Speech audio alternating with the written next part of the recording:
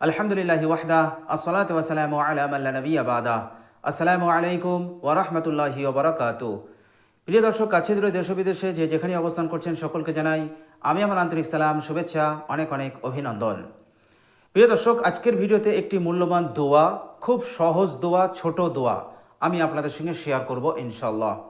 প্রিয় দর্শক, এই মূল্যবান দোয়াটি এতটাই গুরুত্বপূর্ণ যে এই দোয়াটি যদি আমরা পড়ি, সঠিক সময় যদি আমরা পড়ি, তাহলে আল্লাহ সুবহানাহু ওয়া তাআলা তিনটে বড় বড় বিপদ হতে আমাদেরকে মুক্তি দান করবেন। প্রিয় দর্শক, এই দুনিয়ার জিন্দেগিতে সুখী হতে গেলে, সুখে শান্তিতে বসবাস করতে গেলে, জীবন যাপন করতে গেলে এবং মৃত্যুর পর পরকালীন জিন্দেগিতে জান্নাতি হতে গেলে, সেখানেও চিরন্তন জিন্দেগিতে সফলতা অর্জন করতে গেলে এই তিনটে বিপদ হতে আপনাকে মুক্তি লাভ করতেই হবে। তো প্রিয় দর্শক, আর আপনি যদি এই তিনটে বিপদ হতে মুক্তি লাভ করতে না পারেন তাহলে আমার আপনার ধ্বংস অনিবার্য। তো প্রিয় দর্শক, খুবই মূল্যবান দোয়া।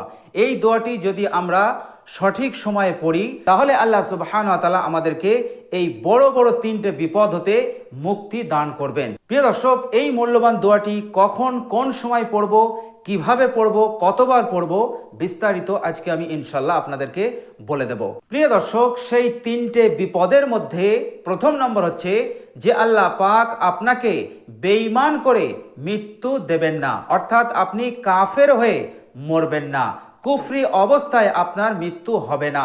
আল্লাহ পাক এই কঠিন বিপদ হতে আপনাকে হেফাজত করবেন, অর্থাৎ আপনার মৃত্যু ইমানের সহিত হবে।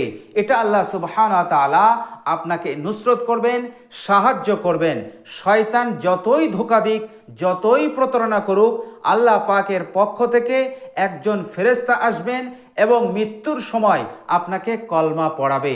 শয়তান আপনাকে কিছুই করতে পারবে না, কোনো রকমভাবে আপনাকে ধোঁকা, আপনাকে প্রতারণা দিতে পারবে না, আপনাকে আপনার মুখ দিয়ে কুফরি কালাম উচ্চারণ করাতে পারবে না।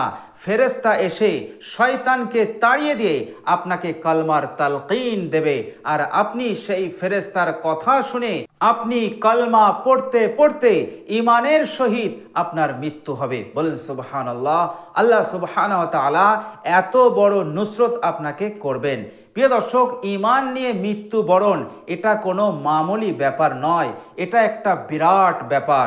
কেননা সাহাবায়ে কেরাম রিজওয়ানুল্লাহি আজমাইন থেকে শুরু করে তাবেঈন, তাবে তাবেঈন, আইমায়ে মুজতাহিদিন, মুফাসসিরিন, উলামা, মাশায়েখ, হাক্কানি পীর, ওলি আওলা, মাশায়েখ এবং সমস্ত সালফে সালেহিন, আল্লাহ পাকের প্রিয় বান্দা ও বান্দিরা, তারা হাজারো আমল করেছে, কিন্তু একটা বিষয়ে তারা চিন্তিত থাকতো, আর সেটা হচ্ছে ইমানের সহিত মৃত্যুবরণ।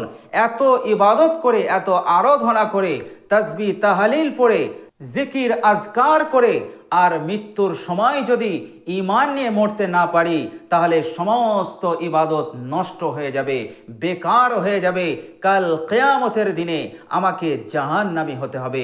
এই জন্য সমস্ত সালফে সালেহিন, আল্লাহ পাকের প্রিয় বান্দা ও বান্দিরা, তাঁরা এই ভয়টাই করতেন যে আল্লাহ পাক যেন আমাদেরকে কুফরি অবস্থায় মৃত্যু না দেন, আমাদের মৃত্যু যেন ইমানের হালতে হয়, ইমানের সহিত হয়।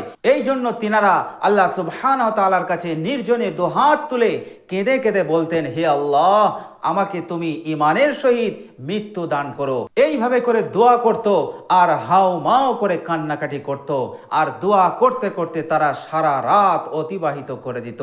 তো প্রিয় দর্শক, ইমানের সহিত মৃত্যু এটা হচ্ছে সবচাইতে বড় নিয়ামত। তো আল্লাহ সুবহানাহু ওয়া তাআলা, আপনি যদি বিশ্বনবী সাল্লাল্লাহু আলাইহি সাল্লামের বলে দেওয়া এই দোয়াটি আপনি যদি পাঠ করেন তো আল্লাহ পাক আপনাকে ইমানের সহিত মৃত্যু দেবেন। এটা আল্লাহ সুবহানাহু ওয়া তাআলার ওয়াদা। প্রিয় দর্শক, হাদিস শরীফের মধ্যে এসেছে এক সাহাবী বিশ্বনবী সাল্লাল্লাহু আলাইহি সাল্লামের সঙ্গে যুদ্ধে গেছেন, পরিবার পরিজনকে কোরবান করে অস্ত্র নিয়ে, ঘোড়া নিয়ে যুদ্ধের ময়দানে এসেছেন এবং যুদ্ধ শুরু হয়ে গেছে। বীর বিক্রমে যুদ্ধ করছে, বাহাদুরির সঙ্গে যুদ্ধ করছে, ইসলামের কলেমাকে উত্তোলিত করার জন্য, দ্বীনকে প্রতিষ্ঠিত করার জন্য, আল্লাহ সুবহানাহু ওয়া তাআলার কালমাকে উন্নত করার জন্য সে বীর বিক্রমে বাহাদুরের সঙ্গে যুদ্ধ করছে। সাহাবাই কেরাম রিজওয়ানুল্লাহি আজমাইন সেই সাহাবীর বাহাদুরি দেখে তারা আশ্চর্যান্বিত হয়ে গেল, তারা প্রশংসা করতে লাগলো। এক পর্যায়ে সাহাবাই কেরাম বিশ্বনবী সাল্লাল্লাহু আলাইহি সাল্লামের কাছে এসে বললেন, ইয়া রাসূলুল্লাহ, আজকের দিনে অমুক সাহাবী খুব বাহাদুরির সঙ্গে লড়াই করেছে, খুব বীর বিক্রমে লড়াই করেছে, সামনে যে কাফেরই এসেছে তাকে ধরাশায়ী করে দিয়েছে। আল্লাহর নবী সাল্লাল্লাহু আলাইহি ওয়াসাল্লাম শোনা মাত্রই বললেন, ও আমার সাহাবীরা, শুনে রেখে দাও, আমার ওই অমক সাহাবী যার কথা তোমরা বলছো। প্রিয় দর্শক, বিশ্বনবী সাল্লাল্লাহু আলাইহি সাল্লাম এরপর যে কথাটা বললেন, বলতে আমারই ভয় লাগছে, বুকটা কেঁপে যাচ্ছে যে আল্লাহর নবী সাল্লাল্লাহু আলাইহি সাল্লাম কত বড় কথা বললেন ওই সাহাবীর ব্যাপারে। আল্লাহর নবী সাল্লাল্লাহু আলাইহি সাল্লাম বললেন, ও আমার সাহাবীরা শোনো, আমার ওই সাহাবী জাহান্নামী হবে। বলুন নাউজুবিল্লাহ। প্রিয় দর্শক, সাহাবাই কেরাম বিশ্বনবী সাল্লাল্লাহু আলাইহি সাল্লামের মুখ থেকে এই কথাটা শোনার সাথে সাথে আশ্চর্যান্বিত হয়ে গেলেন, অবাক হয়ে গেলেন। কি করে হতে পারে যে সাহাবী এই যুদ্ধের ময়দানে বাহাদুরির সঙ্গে লড়ছে, বীর বিক্রমে লড়ছে এবং আল্লাহ সুবহানাহু ওয়া তাআলার দ্বীনের জন্য, দ্বীনকে প্রতিষ্ঠিত করার জন্য জানকে বাজি রেখে যুদ্ধের ময়দানে লড়ছে, সেই সাহাবী কি করে জাহান্নামী হতে পারে? প্রিয় দর্শক, সাহাবাই কেরাম রিজওয়ানুল্লাহ আজমাইনগণ ওই যুদ্ধের ময়দানে সেই সাহাবীকে ফলো করতে লাগলো।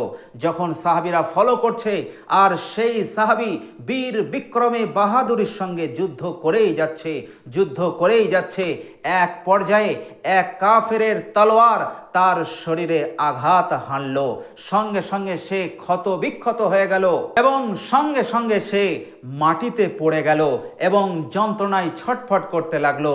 নিজের যন্ত্রণা, আঘাতের যন্ত্রণা সহ্য করতে না পেরে সে নিজেকে নিজের অস্ত্র দিয়ে, নিজের তলোয়ার দিয়ে নিজেকেই হত্যা করলো, অর্থাৎ সে আত্মহত্যা করলো। আর শরিয়াতে আত্মহত্যা মহাপাপ। যারা আত্মহত্যা করে আল্লাহ পাক তাদেরকে জাহান্নামে দেবেন, কেননা জান হচ্ছে আল্লাহর দিয়া। সুতরাং কারো অধিকার নেই যে স্বেচ্ছায় সে নিজের জানকে হত্যা করবে, এই অধিকার পৃথিবীর কোনো মানবের নেই। এই জন্য বিশ্বনবী সাল্লাল্লাহু আলাইহি সাল্লাম, আল্লাহ পাক আগে থেকেই বিশ্বনবীকে খবর দিয়ে দিয়েছিলেন যে আপনার এই সাহাবী আত্মহত্যা করবে আর আত্মহত্যা করার জন্য সে জাহান্নামে যাবে। প্রিয় দর্শক, সাহাবী ভালো আমল করার জন্যই যুদ্ধে এসেছিল। সে জিহাদের ময়দানে এসেও তার মৃত্যুটা এমন একটা পাপের সঙ্গে হলো, এমন একটা গুনাহের সহিত হলো, তাকে জাহান্নামে যেতে হলো। তো প্রিয় দর্শক, ঈমান নিয়ে মৃত্যুবরণ করা এটা একটা বিরাট সৌভাগ্যের ব্যাপার, আর এটা আল্লাহ সুবহানাহু ওয়া তাআলার সাহায্য ছাড়া কখনোই সম্ভব নয়। তো প্রিয় দর্শক, বিশ্বনবী সাল্লাল্লাহু আলাইহি সাল্লাম যে দোয়াটা বলেছেন, এই দোয়াটা যদি আমরা পড়ি তো আল্লাহ পাক সর্বপ্রথম যে বিপদ হতে আমাদেরকে মুক্তি দান করবেন সেটা হচ্ছে কুফরি হতে এবং বেঈমানি হতে, বেঈমানদারি হতে আমাদেরকে হেফাজত করবেন এবং মৃত্যুর সময় আমাদেরকে ঈমান দান করবেন। ঈমানের সহিত আমাদের মৃত্যু হবে ইনশাআল্লাহ। প্রিয় দর্শক, আর দ্বিতীয় নম্বর বিপদ যেটা, সেটা হচ্ছে গুরবত, অভাব। আল্লাহ পাক এই দোয়ার বরকতে আমাদের জীবন হতে অভাব, গুরবতকে দূর করে দেবেন। যদি আপনি অভাবের মধ্যে থাকি, গরিবের মধ্যে থাকি, অভাবের কষ্টে থাকি, আল্লাহ পাক আমাদেরকে অভাব হতে মুক্তি দান করবেন এবং রুজি রোজগারে বরকত দান করবেন, আয় উন্নতি দান করে দেবেন। প্রিয় দর্শক, অভাব এমন একটি কষ্টকর বিপদ যে বিপদ হতে স্বয়ং নবী পাক সাল্লাল্লাহু আলাইহি সাল্লাম পানাহ চেয়েছেন। বিশ্বনবী সাল্লাল্লাহু আলাইহি সাল্লাম আল্লাহর কাছে পানাহ চেয়েছেন অভাব হতে, গুরবত হতে। বিশ্বনবী সাল্লাল্লাহু আলাইহি সাল্লাম বলেছেন, হে আল্লাহ, আমাকে তুমি এমন অভাবের মধ্যে ফেলো না যে অভাব মানুষকে কুকাজে নিয়ে যায়, যে অভাব মানুষকে মিথ্যা বলতে বাধ্য করে, যে অভাব মানুষকে খারাপ কাজের দিকে নিয়ে যায়। এমন অভাব তুমি আমাকে দিও না, এমন অভাব হতে আমি তোমার কাছে পানাহ চাই। প্রিয় দর্শক, অভাব থেকে গুরবত হতে স্বয়ং বিশ্বনবী সাল্লাল্লাহু আলাইহি ওয়াসাল্লাম পানাহ চেয়েছেন। সুতরাং এই দোয়াটির মাধ্যমে আপনি অবশ্যই অভাব হতে, গুরবত হতে মুক্তি লাভ করতে পারবেন। প্রিয় দর্শক, আর 3 নম্বর হচ্ছে আযাবে কবর, অর্থাৎ কবরের আযাব হতে আল্লাহ পাক আপনাকে হেফাজত করবেন। প্রিয় দর্শক, আমাদের যখন মৃত্যু হবে, আমাদেরকে যখন কবরে রাখা হবে, তখন মুনকার নাকির আসবে, 3টে সওয়াল করবে, বলো তোমার রব কে, বলো তোমার দিন কি, তোমার ধর্ম কি, বলো তোমার নবী কে। প্রিয় দর্শক, একেবারে বিভৎস ভয়ঙ্কর চেহারা নিয়ে মুনকার নাকির আসবে আর এই তিনটে সওয়াল করবে। প্রিয় দর্শক, সেই কঠিন সময়ে, সেই কঠিন মুহূর্তে আল্লাহ সুবহানাহু ওয়া তাআলা আমাদের জন্য ওই তিন সওয়ালের জবাব দেওয়াটাকে আসান করে দেবেন, সহজ করে দেবেন। বলুন সুবহানাল্লাহ। প্রিয় দর্শক, যখন তিনটে সওয়ালের জবাব আপনি দিয়ে দিতে পারবেন, তাহলে আপনার কবরের আযাব ক্ষমা হয়ে গেল। কবরের যে ফিতনা, কবরের যে জুলমত, সব কিছু হতে আপনি মুক্তি পেয়ে গেলেন। আল্লাহ পাক আপনার কবরটাকে জান্নাতের বাগিচা বানিয়ে দেবেন। এরপর কিয়ামত আসবে। কিয়ামতে যত ঘাঁটি আছে, যত বিপদ আছে, সমস্ত ঘাঁটিতে, সমস্ত বিপদে আল্লাহ পাক আপনাকে সাহায্য করবেন, আল্লাহ পাক আপনাকে হেফাজত করবেন, যতক্ষণ না আপনি জান্নাতে প্রবেশ করছেন। বলুন সুবহানাল্লাহ। তো প্রিয় দর্শক, খুবই মূল্যবান এই দোয়াটি। প্রিয় দর্শক, এই দোয়াটি আপনি কখন পড়বেন? প্রিয় দর্শক, হাদিস শরীফের মধ্যে এসছে যে এই দোয়াটি বিশ্বনবী সাল্লাল্লাহু আলাইহি সাল্লাম বলেছেন যে 5 ওয়াক্ত নামাজের পর তোমরা এই দোয়াটি পাঠ করবে। যখন তুমি ফজরের নামাজ পড়বে, ফজরের নামাজ হয়ে গেল, শেষে তুমি এই দোয়াটি পড়বে। তুমি দুহাত তুলেও দোয়াটি করতে পারো, দুহাত না তুলেও মনে মনে তুমি দোয়াটি পড়ে নিতে পারো। এভাবে করে যখন জোহরের নামাজ পড়া হয়ে যাবে, তখন একবার এই দোয়াটি পাঠ করবেন। আসর, মাগরিব, ঈশা, এইভাবে 24 ঘন্টায় 5 ওয়াক্ত নামাজের পরই আপনি এই দোয়াটি পাঠ করুন। একবার পড়ুন, বেশিতে বেশি 3 বার পড়ুন। ইনশাআল্লাহ জিন্দেগি বেনে যাবে, আপনার লাইফকে আল্লাহ পাক বানিয়ে দেবেন। এই দুনিয়ার জিন্দেগিতে আল্লাহ পাক সুখ শান্তি দান করবেন এবং অফুরন্ত বরকত আপনার জিন্দেগিতে আল্লাহ পাক দান করে দেবেন। এবং মৃত্যুর সময়, কবরের জিন্দেগিতে এবং হাসরে, কিয়ামতে আল্লাহ পাক হার বিপদ হতে আপনাকে মুক্তি দান করবেন। বলেন সুবহানাল্লাহ। প্রিয় দর্শক, আর সেই মূল্যবান দোয়াটি হচ্ছে, বিশ্বনবী সাল্লাল্লাহু আলাইহি সাল্লাম বলেছেন, আল্লাহুম্মা ইন্নী আউযু বিকা মিনাল কুফরি ওয়াল ফাকরি ওয়া আযাবিল কবর। আল্লাহুম্মা ইন্নী আউযু বিকা মিনাল কুফরি ওয়াল ফাকরি ওয়া আযাবিল কবরি। প্রিয় দর্শক, খুবই সহজ এবং ছোট্ট দোয়া। দোয়াটি মুখস্থ করবেন। যদি মুখস্থ করতে না পারেন, তাহলে আপনি দেখে দেখেও পড়বেন। ইনশাআল্লাহ এতেও আপনি ফায়দা বা উপকার লাভ করতে পারবেন। প্রিয় দর্শক, খুবই মূল্যবান দোয়া এবং 3টে বড় বড় বিপদ হতে অবশ্যই আল্লাহ পাক আপনাকে মুক্তি দান করবেন এই দোয়াটি পড়ার বরকতে। তো প্রিয় দর্শক, দোয়াটি ইখলাসের সহিত, আন্তরিকতার সহিত এবং পাবন্দির সহিত আমরা দোয়াটি পাঠ করব ইনশাআল্লাহ।